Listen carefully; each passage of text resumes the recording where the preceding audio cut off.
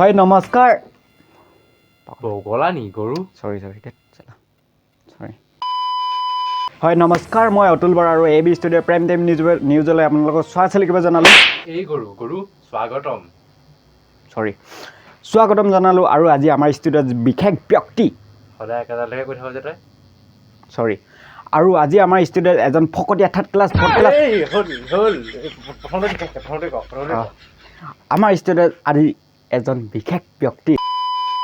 আৰু আপোনালোকে চাই আছে নৰ্থ ইষ্টৰ সকলোতকৈ জনপ্ৰিয় চেনেল জনপ্ৰিয় আজিলৈকেচোন মই নিচাত থাকোঁতেও শুনা নাই এই চেনেলটোৰ নামটো মানে 40-50টামান ভিউজ অহা এটি চেনেল এবি ষ্টুডিঅ'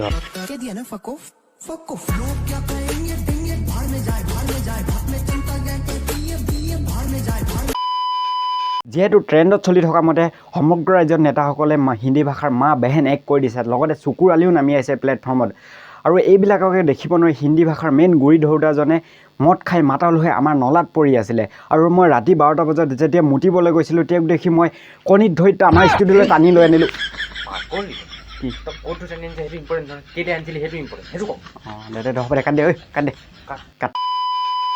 চৰি কাৰিকৰ বিজুলীৰ কাৰণে পটকেট ভুলকৈ কৈ পালোঁ সকলো কথা ফকতীয়া মানুহৰ ফকতীয়া কথা সকলো কথা বাদ দি অনুষ্ঠানটি আগবঢ়াওঁ আৰু ষ্টুডিঅ'ত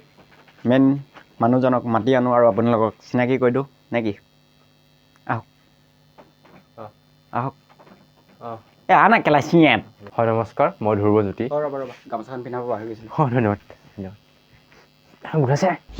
লাও নাই বাল হয় নমস্কাৰ মই এখন খুলি লওক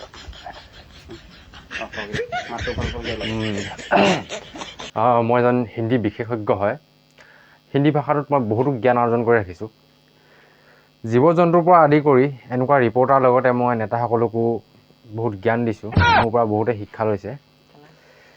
বহুতে প্ৰায় সম্পূৰ্ণকৈ পাৰিছে কিন্তু কেইজনমান নেতাই হিন্দী ভাষাটো মা বেহেন এক কৰি দিলে সেই কথাত মই বহুত দুখিত সেই দুখত মই আজি মাল খাই নৰাত পৰি আছিলোঁ এওঁ মোক তাত দেখি পাই কিনি কয় সেইটোৱে তাতে ধৰি কিনি টানি আনিছে চুচুৱাই বগুৱাই আনিছে এইফালে অলপ দুখ পাইছোঁ আৰু এইফালে চুচুৱাই আনোতে ধৰি টানি আনিছোঁ সেইটো ইম্পৰ্টেণ্ট নহয় মই ষ্টুডিঅ'ত যে লৈ আনিছোঁ সেইটো ইম্পৰ্টেণ্ট চাইডত যা যিহেতু মহাৰাজ নহয় মহাশয় চুচুৰি জিভা পিছল খালে চুচুৰি নহয় চৰি এনেকৈ কৈ থাকিলে কিন্তু চৰি গাছ আৱেগিক হৈ গৈছিলোঁ আৰু সেইটো হ'ব নালাগে আৰু মহাশয় আপুনি যিহেতু হিন্দী ভাষাৰ বিশেষজ্ঞ আৰু আমাৰ অসমত যিহেতু এতিয়া হিন্দী ভাষাৰ মা বেহেন পেহীয়েক মাহীয়েক দদায়েক চব এক কৰি দিছে আৰু সেইটো বিষয়ত আপুনি কি ক'ব আৰু হিন্দী ভাষাৰ বিষয়ে আপুনি কি ক'ব হয় গুৰুত্বপূৰ্ণ প্ৰশ্ন কৰিছে এইটো আপুনি মই আচলতে অসমীয়া অটো নাজানো মই হিন্দীতে ডাঙৰ হোৱা হিন্দীতে খোৱা চব মই হিন্দীতে মানে এতিয়া আপুনি যি কৈ আছে মই অসমীয়া কথা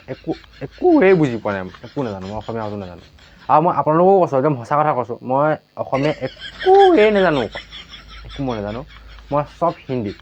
ঠিক আছে ফকতীয়া মানুহ ফকতীয়া কথা আৰু দ্বিতীয়টো প্ৰশ্নলৈ আগবাঢ়িছোঁ আৰু আপোনাক সুধিব বিচাৰিছোঁ যে আপুনি যিহেতু হিন্দী ভাষাৰ বিশেষজ্ঞ আৰু হিন্দী ভাষাৰ আপুনি গুৰি ধৰোঁতা আপোনাৰ শৈশৱকালটো আৰু আপোনাৰ পঢ়া জীৱনটো ক'ত শেষ হৈছিলে সেই বিষয়ে আমাৰ জনতাসকলক অলপ ক'ব হয় মই পঢ়া জীৱনটো আৰম্ভ কৰিছিলোঁ ইংলেণ্ডৰ জাতীয় বিদ্যালয়ত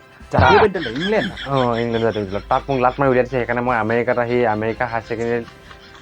ছেকেণ্ডেৰী স্কুলত মই BA পাছ কৰিলোঁ হায়াৰ ছেকেণ্ডেৰী BA পাছ BA pass higher secondary pass কৰি কিনি মই তাতে পঢ়া জীৱনটো সামৰণি মাৰিলোঁ পঢ়া জীৱনটো সামৰণি মৰাৰ লগে লগে মোক বহুত জবৰ অফাৰ আহিছে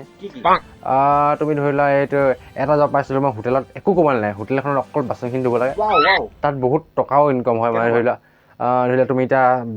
ভীম চাবোন তুমি ধৰি লোৱা 2 পিচ বিকিলে 10 টকা আহি যায় বিকিলে দাম আহি গ'ল তোমাৰ বিকিলে দাম আহি গ'ল 10 টকাতে এপেকেট পাই গ'লা তুমি দোকান বিৰি সেনেকৈ মই বহুত টকা ইনকাম কৰিছোঁ কিন্তু মই সোণৰ অসমখনক পাহৰিব নোৱাৰোঁ মানে কোনো দিন মই পাহৰিব নোৱাৰোঁ সেইকাৰণে মই অসমলৈ ঘূৰি আহিলোঁ অসমলৈ ঘূৰি অহাৰ লগে লগে মই এটা ডাঙৰ জব পাইছোঁ বেংকত পাইছোঁ জব মই বেংকত মই একাউণ্টেণ্ট জব ভালকৈ শুনি দিলোঁ কথাটো একাউণ্টেণ্টৰ কাষত যে থাকে ডাষ্টবিন যে তাত চাফা কৰিছোঁ মই GMC চাফা কৰিছোঁ তাতে কৰিছোঁ তাৰ পাছতো মই এতিয়ালৈকে একো পোৱা নাই জব বাৰু একো পোৱা নাই জব আঁতৰি দিয়া মোক ক'বলৈতো দিয়া কথাখিনি যিহেতু গম পালে আপোনালোকে তেখেতে বহুতো ষ্ট্ৰাগল কৰি মেলি অসমলৈ আহিছে আৰু তেখেতৰ সেই জ্ঞানৰ বাবে আমাৰ অসমৰ নেতাসকলে এনেকুৱা ফকতীয়া হিন্দী আৰু যিহেতু ফকতীয়া মাষ্টৰ ফকতীয়া ছাত্ৰ ফকতীয়া মানুহৰ ফকতীয়া কথা ৰ'বা মোৰ মাইকে ফোন আহিছে ৰ'ব দেই মহাৰাজ অজান কোৱা কি হাগিবলৈ জেগা নাই অঁ মই লেট্ৰিনটোনো কেলৈ বনাই থৈছোঁ কি গোটেই পাব্লিক আহি হাগিছে মেনেজাৰক ফোন দিয়া नहीं मैनेजर साहब ये के लाइन क्यों लगा के रखा है हैं कोई रजा महाराजा है क्या उनके पेट में गू है हमारा माइकी के पेट में गू नहीं है हाँ ऐसा मत करो मेरा माइकी को हागी बदो जाओ अजान जो हागे जा গোটেই আমাৰখন মানুহ আহি আহি আছে এইখিনিতে মই এটা কথা ক'ম এতিয়া যে এখেতে ক'লে ঠেট এছামত কৰ এইটো এটা মোৰে বিশেষ ডাইলগ কেনেকৈ যিটো মই আমাৰ মামা শিকাইছিলোঁ আমাৰ মানে হিমন্ত আমাৰ মামা শিকাইছিলোঁ তুমি শুনা নাই নেকি ইয়াক দেখুৱাই দে দাদা মই দেখাব নোৱাৰোঁ তাত এছামত কৰ দেখাবলৈ কৈছে দেখাই দিওঁ বহুত বুঢ়া লাগতা হে দেখাই দিওঁ দেখাই দিছোঁ कोई राजा महाराज आ रहा है क्या ऐसा मत कर आगे ऐसा मत कर आगे আৰু আপোনালোকে গম পালে তেখেত এজন বহুত ডাঙৰ জ্ঞানী আৰু তেখেতে বহুত জ্ঞান দিছে আৰু এইখিনিতে কওঁ যে যেনেকৈ অসমত হিন্দী ভাষাৰ মা বেহেন এক হৈ গ'ল তেনেকৈ আমাৰ নিউজৰো মা বেহেন এক হৈ গ'ল গতিকে আমি নিউজটো সামৰিম বুলি ভাবিছোঁ মোৰ চুচুবুৰী বিয়া আছে তালৈ যাব লাগে নেকি মহাৰাজ আপুনি যাব নলাতে বহি থাকক মহাশয় আপুনি নলাতে বহি থাকক দে চোৱা আছিলে কেমেৰা কাট কি আপোনাক থৈ আহিব লাগিব নেকি আকৌ কেলে মোৰ মেজিক আছে তোমাৰ মেজিকত গুচি যাম কি মেজিক চাই দেখা তুমি হা মই তোমাক বিস্তাৰলৈ নিয়ম দেই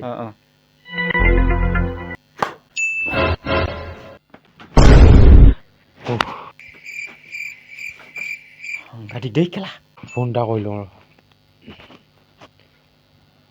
হেল্ল' মই পৰহি দেই পালেগৈ নেকি তুমি নকৰিবা আকৌ দেই সেনেকুৱা তুমি য'ত ত'ত ওলাই যাবা কিন্তু যি টি হৈ যাব কিন্তু হ'ব গুড নাইট মই কৰি চাওঁ নিব ভাল লাগিলে অংকটো মেজিকটো